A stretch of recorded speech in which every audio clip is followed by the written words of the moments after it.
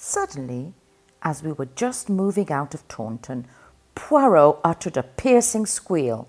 "Vite, Hastings, awake and jump! But jump, I say!"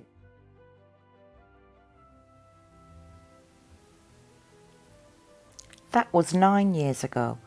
I have stayed with him for a weekend occasionally, and our relations were perfectly amicable, though his views remained unaltered. He never referred to my having matriculated, nor to my Bachelor of Science. For the last 3 years his health had been failing, and a month ago he died. I am now coming to the point of my visit. My uncle left a most extraordinary will. By its terms, Crabtree Manor and its contents are to be at my disposal for a year from his death, during which time my clever niece may prove her wits, the actual words run. At the end of that period, my wits having proved better than hers, the house and all my uncle's large fortune passed to various charitable institutions. That is a little hard on you, mademoiselle, seeing that you were Mr. Marsh's only blood relation. I do not look on it that way. Uncle Andrew warned me fairly, and I chose my own path. Since I would not fall in with his wishes, he was at perfect liberty to leave his money to whom he pleased. Was the will drawn up by a lawyer? No. It was written on a printed will form and witnessed by the man and his wife who live in the house and do for my uncle. There might be a possibility of upsetting such a will. I would not even attempt to do such a thing. You regard it then as a sporting challenge on the part of your uncle? That is exactly how I look upon it. It bears that interpretation, certainly, said Poirot thoughtfully. Somewhere in this rambling old manor house your uncle has concealed either a sum of money in notes or possibly a second will, and has given you a year in which to exercise your ingenuity to find it. Exactly, Monsieur Poirot, and I am paying you the compliment of assuming that your ingenuity will be greater than mine. But that is very charming of you. My grey cells are at your disposal. You have made no search yourself? Only a cursory one, but I have too much respect for my uncle's undoubted abilities to fancy that the task will be an easy one. Have you the will or a copy of it with you? Miss March handed a document across the table. Poirot ran through it, nodding to himself. Made 3 years ago, dated March 25th. And the time is given also, 11 a.m. That is very suggestive. It narrows the field of search. Assuredly, it is another will we have to seek for. A will made even half an hour later would upset this. Eh bien, mademoiselle, it is a problem charming and ingenious that you have presented to me here. I shall have all the pleasure in the world in solving it for you. Granted that your uncle was a man of ability, his grey cells cannot have been of the quality of Hercule Poirot's. Really, Poirot's vanity is blatant. Fortunately, I have nothing a moment on hand at the minute. Hastings and I will go down to Crabtree Manor tonight. The man and wife who attended on your uncle are still there, I presume? Yes, their name is Baker. The following morning saw us started on the punt proper. We had arrived late the night before. Mr. and Mrs. Baker, having received a telegram from Miss March, were expecting us. They were a pleasant couple, the man gnarled and pink-cheeked like a shrivelled pippin, and his wife a woman of vast proportions and true Devonshire calm. Tired with our journey and the 8-mile drive from the station, we had retired at once to bed after a supper of roast chicken, apple pie, and Devonshire cream. We had now disposed of an excellent breakfast, and were sitting in a small panelled room, which had been the late Mr. Marsh's study and living room. A roll-top desk stuffed with papers, all neatly docketed, stood against the wall, and a big leather armchair showed plainly that it had been its owner's constant resting place. A big chintz-covered settee ran along the opposite wall, and the deep low window seats were covered with the same faded chintz of an old-fashioned pattern. Eh bien, mon ami, said Poirot, lighting one of his tiny cigarettes, we must map out our plan of campaign. Already I have made a rough survey of the house, but I am of opinion that any clue will be found in this room. We shall have to go through the documents in the desk with meticulous care. Naturally, I do not expect to find the will amongst them, but it is likely that some apparently innocent paper may conceal the clue to its hiding place. But first, we must have a little information. Ring the bell, I pray of you. I did so. While we were waiting for it to be answered, Poirot walked up and down, looking about him approvingly. A man of method, this Mr. Marsh.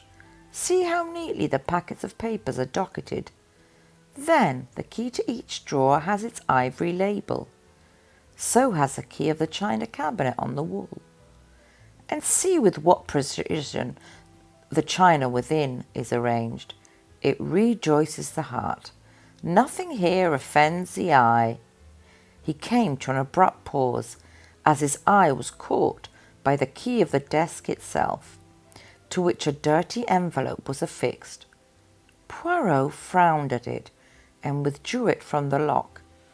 On it were scrawled the words, "Key of roll-top desk," in a crabbed handwriting, quite unlike the neat superscriptions on the other keys. "An alien note," said Poirot, frowning. "I could swear that here we have no longer the personality of Mr. Marsh. But who else has been in the house? Only Miss Marsh, and she, if I mistake not, is also a young lady of method and order." Baker came in answer to the bell. "Will you fetch Madame, your wife, and answer a few questions?"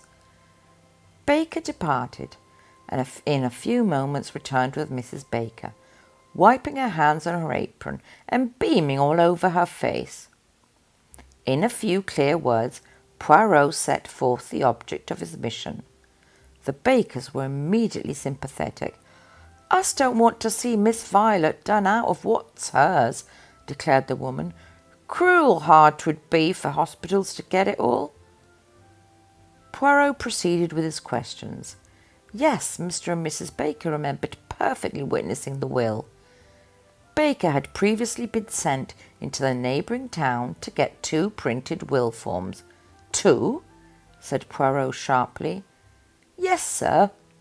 For safety like, I suppose, in case he should spoil one. And sure enough, so he did. Us had signed one. What time of day was that?" Baker scratched his head, but his wife was quicker. "Why, to be sure, I'd just put the milk on for the cocoa at 11. Don't you remember? It had all boiled over on the stove when us got back to kitchen." "And afterwards?" "'Twould be about an hour later. Us had to go in again. I've made a mistake," says old master. "Had to tear the whole thing up. I'll trouble you to sign again." And us did. And afterwards master gave us a tidy sum of money each. "I've left you nothing in my will," says he, "but each year I live you'll have this to be a nest egg when I'm gone." And sure enough, so he did. Poirot reflected. "After you had signed the second time, what did Mr. Marsh do? Do you know?" "Went out to the village to pay tradesmen's books." That did not seem very promising. Poirot tried another tack. He held out the key of the desk. "Is that your master's writing?" I may have imagined it, but I fancied that a moment or two elapsed before Baker replied, "Yes, sir, it is." He's lying, I thought. But why? "Has your master let the house? Have there been any strangers in it during the last 3 years?" "No, sir." "No visitors?"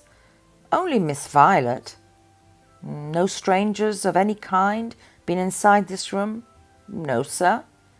"You forget the workman, Jim," his wife reminded him. Workman? Poirot wheeled round on her. What workman? The woman explained that about 2.5 years ago, workmen had been in the house to do certain repairs. She was quite vague as to what the repairs were. Her view seemed to be that the whole thing was a fad of her master's and quite unnecessary. Part of the time the workmen had been in the study, but what they had done there she could not say, as her master had not let either of them into the room whilst the work was in progress. Unfortunately, they could not remember the name of the firm employed, beyond the fact that it was a Plymouth one. "We progress, Hastings," said Poirot, rubbing his hands as the Bakers left the room. Clearly he made a second will, and then had workmen from Plymouth in to make a suitable hiding place. Instead of wasting time taking up the floor and tapping the walls, we will go to Plymouth. With a little trouble, we were able to get the information we wanted. After 1 or 2 essays, we found the firm employed by Mr. Marsh. Their employees had all been with them many years, and it was easy to find the 2 men who had worked under Mr. Marsh's orders. They remembered the job perfectly. Amongst various other minor jobs, they had taken up one of the bricks of the old-fashioned fireplace, made a cavity beneath, and so cut the brick that it was impossible to see the join. By pressing on the second brick from the end, the whole thing was raised. It had been quite a complicated piece of work, and the old gentleman had been very fussy about it. Our informant was a man called Cogan, a big, gaunt man with a grizzled moustache. He seemed an intelligent fellow. We returned to Crabtree Manor in high spirits and, locking the study door, proceeded to put our newly acquired knowledge into effect. It was impossible to see any sign on the bricks, but when we pressed in the manner indicated, a deep cavity was at once disclosed. Eagerly, Poirot plunged in his hand. Suddenly his face fell from complacent elation to consternation. All he held was a charred fragment of stiff paper. But for it, the cavity was empty. "Sacré!" cried Poirot angrily. "Someone has been before us." We examined the scrap of paper anxiously. Clearly, it was a fragment of what we sought. A portion of Baker's signature remained, but no indication of what the terms of the will had been. Poirot sat back on his heels. His expression would have been comical if we had not been so overcome. "I understand it not," he growled. "Who destroyed this? And what was their object?" "The Bakers," I suggested. "Pourquoi? Neither will makes any provision for them, and they're more likely to be kept on with Miss Marsh than if the place became the property of a hospital. How could it be to anyone's advantage to destroy the will? The hospital's benefit, yes, but one cannot suspect institutions." "Perhaps the old man changed his mind and destroyed it himself," I suggested. Poirot rose to his feet, dusting his knees with his usual care. "That may be," he admitted, "one of your more sensible observations, Hastings. Well, we can do no more here. We have done all that mortal man can do. We have successfully pitted our wits against the late Andrew Marsh's, but, unfortunately, his niece is no better off for our success."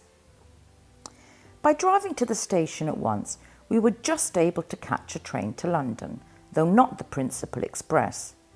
Poirot was sad and dissatisfied. For my part, I was tired and dozed in a corner. Suddenly, as we were just moving out of Taunton, Poirot uttered a piercing squeal. "Vite, Hastings, awake and jump! But jump, I say!" Before I knew where I was, we were standing on the platform, bareheaded and minus our valises, whilst the train disappeared into the night. I was furious, but Poirot paid no attention. "Imbecile that I have been," he cried. "Triple imbecile! Not again will I vaunt my little grey cells." "That's a good job at any rate," I said grumpily. "But what is this all about?" As usual, when following out his own ideas, Poirot paid absolutely no attention to me. "The tradesmen's books. I have left them entirely out of account." "Yes, but where?" "Where? Never mind. I cannot be mistaken. We must return at once." Easier said than done. We managed to get a slow train to Exeter, and there Poirot hired a car. We arrived back at Crabtree Manor in the small hours of the morning. I pass over the bewilderment of the bakers when we had at last aroused them. Paying no attention to anybody, Poirot strode at once to the study. "I have been not a triple imbecile, but 36 times when my friend," he deigned to remark. "Now, behold." Going straight to the desk, he drew out the key and detached the envelope from it. I stared at him stupidly. How could he possibly hope to find a big will form in that tiny envelope? With great care, he cut open the envelope, laying it out flat. Then he lighted the fire and held the plain inside surface of the envelope to the flame. In a few minutes, faint characters began to appear. "Look, mon ami!" cried Poirot in triumph. I looked. There were just a few lines of faint writing stating briefly that he left everything to his niece, Violet Marsh. It was dated March 25th, 12:30 p.m. and witnessed by Albert Pike, confectioner, and Jessie Pike, married woman. "But is it legal?" I gasped. "As far as I know, there is no law against writing your will in a blend of disappearing and sympathetic ink. The intention of the testator is clear, and the beneficiary is his only living relation. But the cleverness of him! He foresaw every step that a searcher would take, that I, miserable imbecile, took.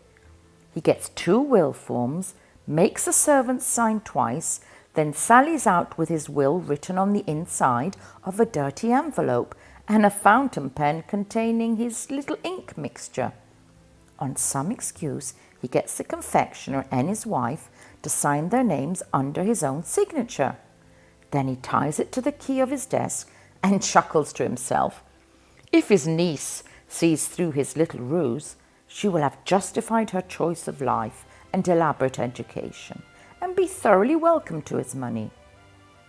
"She didn't see through it, did she?" I said slowly. "It seems rather unfair. The old man really won."